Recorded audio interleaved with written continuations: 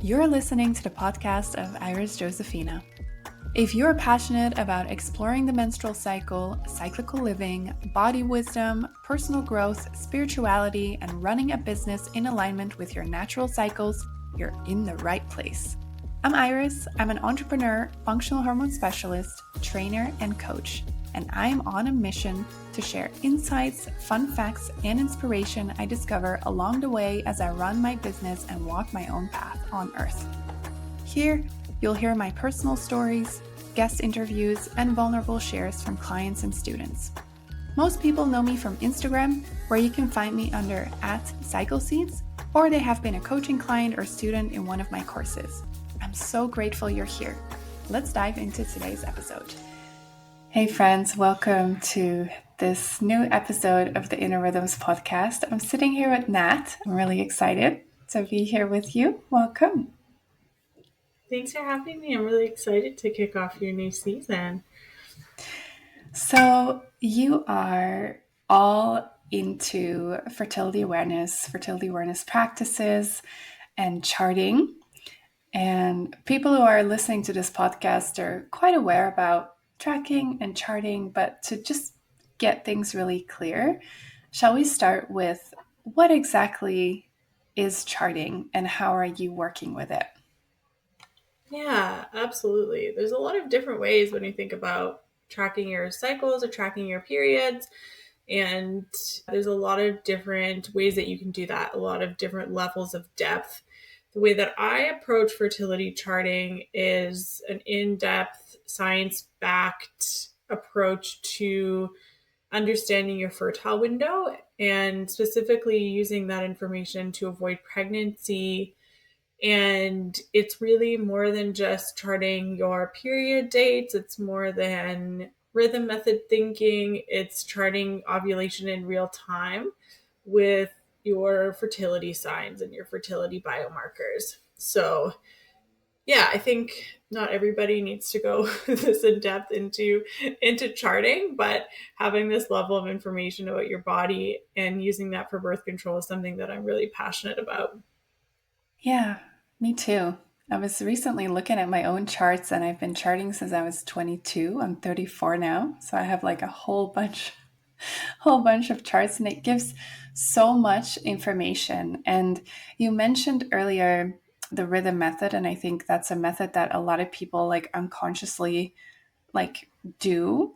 Can you just go into how that method is significantly different and absolutely not to be trusted compared to charting? Yeah, absolutely. So yeah, the rhythm method is really thinking that we all ovulate on day 14 and all have 28-day cycles, and that you can use that to, track your ovulation or know when you're fertile, which is problematic because we don't all ovulate on day 14. We don't all have 28-day cycles. And even if you do have a regular cycle, there's no guarantee that it's going to be regular next cycle. So it's a very ineffective way to know when you're ovulating. It's based on a guess, not based on the actual signs that are happening in your cycle every day. And the more people that I talk to, the more maybe I've looked at, I think over like 1,000 fertility charts at this point in my teaching. And I can say that very few of them are 28 Ds, and most of us have some variation in our cycles, which is totally normal.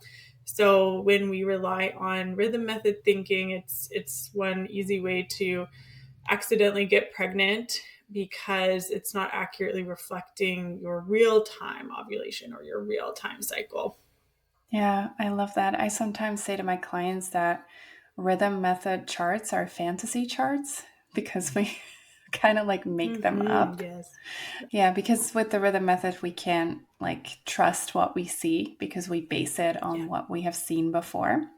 Yeah, and when we chart, obviously we have our basal body temperature that we chart. Can you share a little bit about that and how that is important?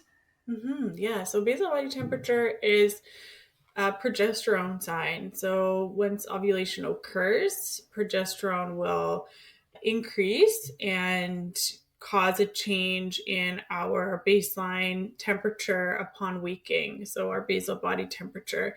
And so when we measure that every day, we can track a slight rise in our basal body temperature after ovulation and know that ovulations in the past, it's already happened because that's reflecting an increase in progesterone.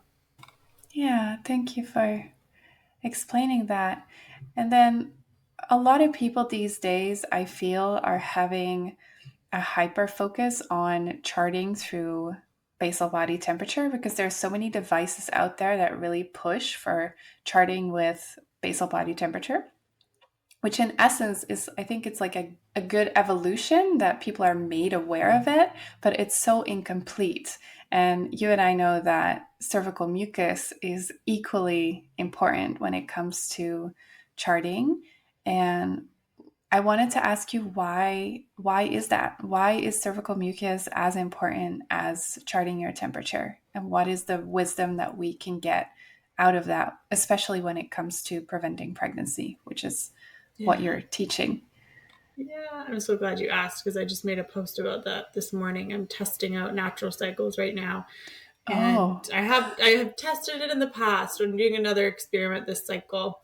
And I have a lot of people who are really upset with me who say like who will really defend natural cycles and say that natural cycles gives them really conservative green days, and that's just not been my experience doing my own experiment or talking to other people. And I think it's a good example of how we can't rely only on basal body temperature. So while basal body temperature does rise in relation to ovulation, when you look at the window of time that that basal body temperature reflects ovulation, it's quite a wide window, and you can even have a temperature shift occur before you ovulate. So it's like a wide window of time. And when we only rely on basal body temperature with the case of like natural cycles, you can get a green day, a day that's good to go unprotected, that's on a peak cervical mucus day. And so when we ignore cervical mucus, you're potentially having really risky sex on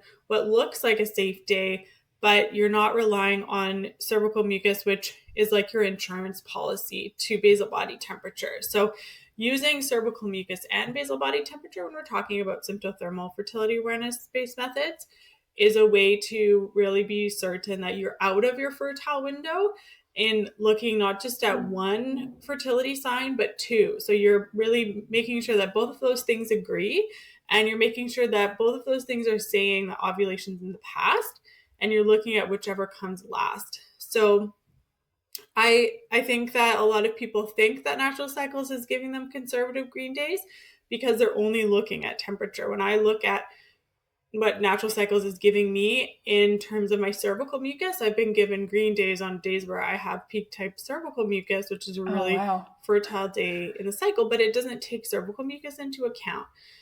So tracking those two things is really important for closing the fertile window, for knowing that ovulation's in the past, and it also helps us open the fertile window. It helps us know when ovulation is approaching as well. And apps like Natural Cycles don't look at cervical mucus for either of those things. I have a really love-hate relationship with femtech. I like testing out a lot of femtech, but I always say like learn the rules before you break them. Like learn how to interpret your chart before you go and add in algorithms or apps that are doing interpretations, because oftentimes they're wrong. And oftentimes if we don't know how it's coming up with an answer, it doesn't actually add to the safety of the method that you're using, even though it feels like it is. It feels like you're adding in this level of security. It's usually not giving you very safe, conservative advice if you're avoiding pregnancy. So I think the best thing to do for somebody who wants to use fertility awareness to avoid pregnancy, and again, this isn't for everybody, but it's to learn how to chart your cycle with the signs and how to interpret them yourself. And then you can go and add in all the fun gadgets and femtech and all of the things. Because, yeah, you can really get yourself into a risky situation if you're relying only on those apps or only on temperature. Yeah, I completely agree with you. And I love how you explained that cervical mucus is like the insurance policy. because it's really true, and it gives so much more extra information. And I have actually also seen clients who were just like, oh, look, I've done my temperature and I've confirmed my ovulation, and I'm like, but your mucus. And then they had unprotected sex, and then I had to explain like, oh, there is actually a chance that you can be pregnant right now. Yeah. Yeah, which is Yeah. never something you want to tell people. No. Well, if they're trying to get Yeah. pregnant, it's a different story. Yes. But if people are Yes. really trying to avoid pregnancy, it's like The it may. stakes are high. Yes. Yeah, they are. And it's always so interesting to me that these apps don't build in an extra like tech thing where they, for example, count a certain amount of days after basal body temperature has risen and has stayed high for a couple of days to add in that extra security. I have Temperature not. or natural cycles does use like it's not you don't get your green day after your first higher temperature. It uses like kind of a symptothermal rules. Mm, So it does give you a window there, but within that window, you still could be having peak tip cervical mucus. yeah, And if you're layering that on top of temperature, then you could be waiting a few extra days, even after temperatures are saying that you're safe. yeah, So, and also sometimes it doesn't mark things correctly. Like I've had really weird, like you'd think that technology would be able to get to a point where it accurately charts the temperature shifts and the cover lines, but still it's not always foolproof and it's not always accurate. And I think the only way to know that it's actually like 100% accurate is if you do it yourself, because if you're outsourcing, you just have no idea if and how it's doing what it's doing. But if you do it yourself, you can be certain that you know like exactly what's going on. yeah. I love that approach because a lot of people have a very passive attitude towards birth control in general, I feel. And usually when people want to, for example, stop hormonal birth control, it is because they want to have like more agency, but then they just Yeah. like move that agency into the hands of another thing or another tool instead of really taking that agency and that sovereignty into their own hands. Yeah. And that's often a Yeah. conversation that I need to have with clients. And I'm sure that you probably also have those kinds of conversations all the time. Yeah. 100%. Yeah. Yeah. So, with all of this charting, and when we start learning this method, a lot of people have this misconception that, oh, at first my cycles need to be super regular Mm. before I can start using this method because otherwise it's completely unsafe and it doesn't work. Obviously, you and I know that that is not true. So I wanted to ask you, how does it work when people have irregular cycles and they're not finding this like steady regularity in their menstrual cycles? Like many people struggle with this. It's for many people a reason to not start charting. And I wonder what your take is on that and how you go about that in your practice and with your clients and what you have to say about that. Yeah, I think part of it comes from that rhythm method thinking that if we think about how the rhythm method thinking works, it's that things have to be predictable in order for it to be effective. But with in-depth fertility charting, you're tracking ovulation in real time. So it really doesn't apply. If you're ovulating, no matter when that is in your cycle, you should be able to track it if you're charting your signs properly and charting in a consistent way. So I had an 80-day cycle from October to January. And when I eventually ovulated, it was very clear. It was not unclear. I was able to apply all of the rules that I would in a regular cycle. It's just that it took longer for me to ovulate. So it's not true that you can't chart if you have irregular cycles. You absolutely can. And I believe that the peace of mind that it gives you in a longer cycle is so worth it because you're not wondering like, am I pregnant?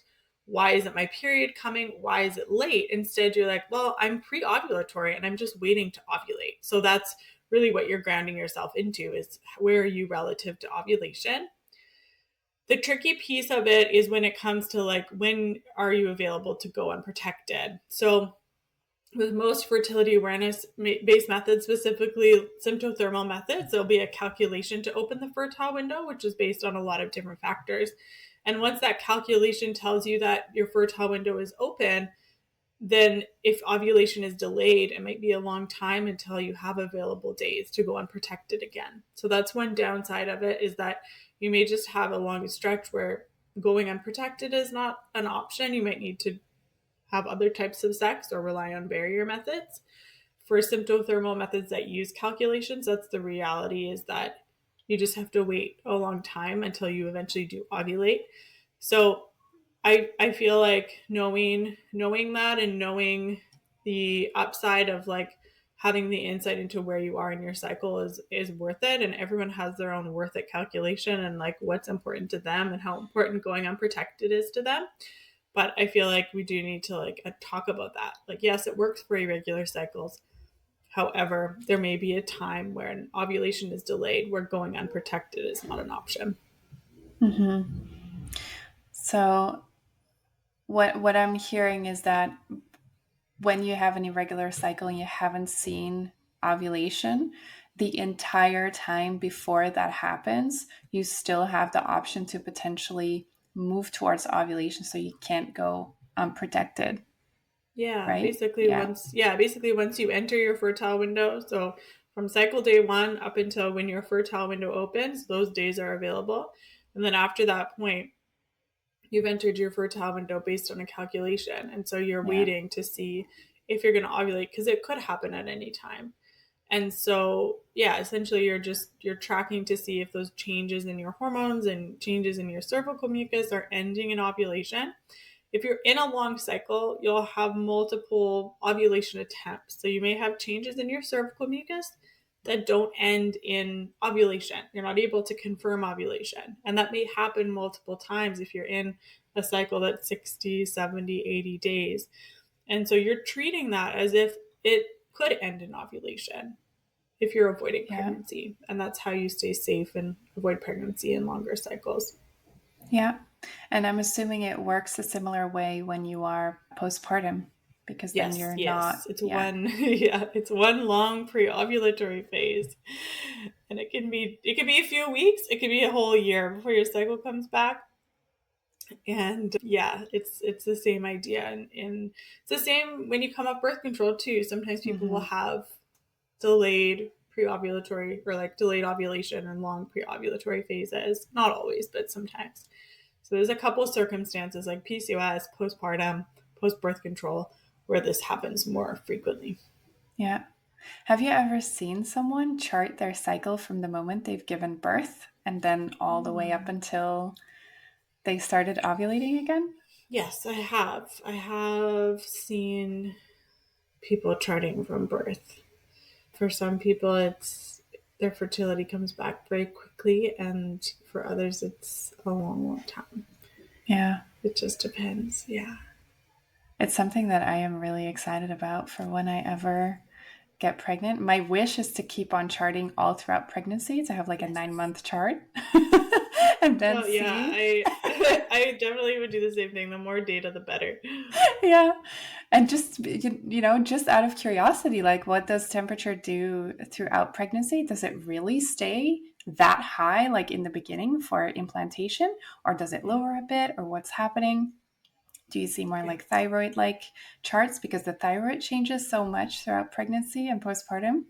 So I'm just very yeah, curious to collect that data and then also see like what happens postpartum and when will I be able to confirm ovulation again, and how will that show up? Because I've heard that for some people their cervical mucus patterns change yeah. after pregnancy. I don't know whether you know something about that. Yeah, I don't know too much about it. I think part of it is you're in a delayed pre-ovulatory time, Mm, so your mucus is unchanging for a long time until you have those little bumps of estrogen, depending on if you're breastfeeding, like all those different factors. And then it can take like 6 months for your hormones to finally find their footing again after postpartum. Like 6 cycles once you start ovulating again. yeah. So, yeah, definitely cervical mucus can change depending on all of those different factors. And when you have a big hormonal change like pregnancy, it can absolutely influence your your cycle and cervical mucus. Yeah. Yeah. So I feel that there is still like a lot of misconception around, what charting is and how scary it is to begin. And I wondered whether you can just speak to like maybe some words of encouragement for people who are like on the verge of wanting to try this but are really afraid to Yeah. get pregnant in the journey. Like, could you speak a little bit to that and maybe, help people feel assured that this is really something that they can do, with the right guidance? Oh man, yeah. I feel like this is such a good one. Where do I even start? I think everyone who starts with fertility awareness goes through a journey of self knowledge and confidence. And in those first 3 to 6 cycles, it's so common to feel nervous and to feel unsure and to question yourself because it is a new skill and because we're not taught any of this. And we're also told that you can get pregnant all the time, every single day of your cycle. And so relearning and rewiring your brain and learning a new skill of charting can feel like a lot. And I think a lot of people are struggling because they're going alone and they're trying to DIY and figuring it out themselves. And I think that can make things more complicated, especially if you're coming off birth control and your cycles don't look like the textbook. It's so common to feel overwhelmed. But truly, over time, it does get easier because you have more data and you're able to identify your patterns a lot easier. And you're starting out with tons of information and tons of data, and eventually you streamline it to chart in a way that makes sense to you and that fits your body's patterns. I was just on a call this morning with a client of mine who is in her 32nd fertility chart. So we started working together 3 years ago, and her I asked her, it looks like you've really got a good handle on charting. And I said, does it feel that way? Like that's how it looks. And she said, yeah, I feel so much more confident than I did a year ago or 2 years ago. Things feel second nature now. They feel intuitive, and I feel really confident with my chart. And the more periods I get, the more I trust that I know what I'm doing, right? Like the more cycles go by where I don't get pregnant, I trust myself. And it was really cool to see someone who has really stuck with it for years and has the charts and confidence to show for it. Because yeah, it can be so overwhelming that you don't even start. It can be so overwhelming that you dip your toe in and you don't continue. But if it's something that you really want to do and you're committed, then it's something that can work for you and you can be successful in it and you can avoid pregnancy. And I just celebrated my 9-year fam anniversary, and I haven't had any pregnancy scares in that time. And I feel so good about my chart every cycle, even in longer cycles. It's just something that comes so easily to me now that takes barely any thought. And you have to stick with those first 3 or 6 cycles to get over that hump and like really feel confident. And if it feels overwhelming and you really want to do it, seek support. Like reach out to a fam educator, someone who can guide you through it, because sometimes that makes all the difference, is having just like someone who you can ask your questions to and really make you feel more confident in yourself. That can sometimes make all the difference. Yeah, for sure. I remember with my journey, I really wanted someone to come and sit next to me and just explain it so that I didn't have to like get it out of a book and then hope I Yes. understood it and just have like this feedback moment like, oh, so this is, and that I could just ask a question and go like, so, oh, okay, so this is what you mean and this is how it works. And then have that confirmation Yeah. and then have someone look at the charts and then sometimes we just need a little pat on the back like you're doing really well. Yeah, 100%. Yeah, absolutely. Sometimes you just need that little bit of encouragement, Yeah. and that can make a huge difference. If you're reading the books and it's making sense to you and your charts are clear, all the power to you. But if not, then the problem is usually that you don't have someone to go to who can answer your questions or explain it to you in a Yeah. way that makes sense, because who's reading Taking Charge of Your Fertility cover to cover? Like, let's be I real. have. Okay, there you go. Yeah, it's not an easy way to learn for a lot of people. I know for me, that's not how I learned. So yeah, sometimes it's just a matter of finding a way that makes sense to you in how you learn. Yeah, Yeah. for sure. And I'm just like, there's just this other question that pops into my brain, something that I also see very often, and I'm sure that you do too. Like, how do you usually recommend people to deal with their environment when their environment is really skeptical or really like not trusting when the person really wants to start charting, whether it's family or a partner or friends? I'm just curious how you usually go about that, and whether you have some encouraging words for people who experience that. Yeah, it's so common, isn't it, for someone Yeah. to feel criticized by their doctor or family or friends because there are so many misconceptions, and that can make it really hard to make the leap to do it, especially if you're someone who seeks validation in your decisions from other people, myself included. um, so I think I've noticed that the more you learn and educate yourself, and there's so many resources available now to do that, the more confident you feel in your own decision making. And there are going to be people who disagree. That's the reality. Like, a lot of people still think that fertility awareness isn't effective. A lot of people don't know what it is. And the reality is people are going to doubt you. And so, getting as much information as you can so that you can make your own decision is the best thing that you can do. And if you decide to come off birth control and you try fertility awareness and it's not for you, you can always go back on birth control. It's not a life thing. You can always change your mind. But I think if it's something that you are really considering and it's something that's really nagging at you, follow that thread. And the more that you use fertility awareness, the more you become confident in it, the more sure of yourself you feel, even if people around you don't believe it works or don't know what it is. And the other thing too is, like, you have so many resources and online communities that you can be a part of if the people around you don't feel like good supports. There are so many ways that you can connect with people online through Instagram or Facebook, or online courses around FAM that can be that community for you and make you feel like you're not crazy for using FAM. Yeah, I love that you also said that it's not like a lifetime thing. Like, once you make the decision and it's not for you, you can always go back to another form of birth control. I love that you said that because I feel it, in the fertility awareness space, there is like this final feeling like, oh, once you choose that, you can never like step away from it ever again. And I Yeah. love that you just named that, because I feel that that is also something that a lot of people fear. Like, oh, once I go like the Mm-hmm. natural way, Mm-hmm.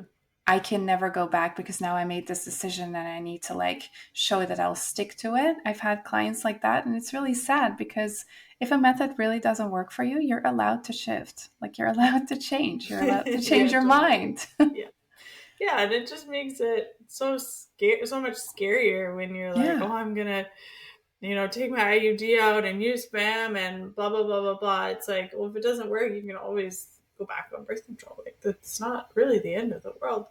And so, yeah, it just feels like this huge decision. And I remember feeling like that too when I was like trying to figure out what to use for birth control. It's like, it's either this or it's that. And it's like, no, sometimes we can change our minds, we can change our fertility intentions and like what we're comfortable with. Like, I used to be so scared of getting pregnant, and now it doesn't feel so intense. And so, like, our minds can change and how we feel about our cycles can change. And yeah, it doesn't need to be such a scary, like, distinct decision. You can always change your mind. Yeah, Yeah. that's very true. And usually when we think like that, the decision becomes a lot easier. Yes. And when you have your options and when it doesn't work, there's like 5 million other things that you can do. Totally. So chill. Yeah. I feel like that's the wisdom of being in our 30s. It's like, yeah, lots can happen and things can change and it will be okay. Yeah, I also had a few clients who really wanted to continue charting after they'd given birth, but Mhm. it was just like they were just awake all the time Yeah. and they didn't feel confident to like keep charting even with a fertility device like temp drop. They just didn't feel comfortable. And then they went on like the pill that you can take when you breastfeed and they felt amazing on that. And I feel, it's so important that we talk about that and that we name that, because people often think like, oh, when I stick to one thing, I need to stick to it forever, which is not true. Yes. Yeah, it's all or nothing thinking, isn't it? And it's really not the end of the world to be on birth control. It's like so fear mongered and so easily on social media. It's just kind of like demonized. And I'm sure there are side effects, but it's really not the end of the world. And there are lots of things in life where we have to weigh the pros and cons, and only you can make that decision and come to it freely and not feeling like you're in a panic, and Yeah. allow yourself to change your mind too. Yeah. Yeah. I feel that that is good wisdom to end with. Are there any other things that you would like people to know charting or any? I don't think so. I think if people are curious of like what does in-depth fertility charting mean, I have a free video course called FAM Fundamentals. You can find it at my website, fertilityawarenessproject.ca. And I just walk you through the science of how FAM works and whether it would be a good option for you, and some of like the links and resources and thermometers and hormone tests that you can use to kind of get started. Amazing. And where can people find you on socials? I'm at Fertility Awareness Project. I'll make sure to pop that in the show notes so people can easily find you.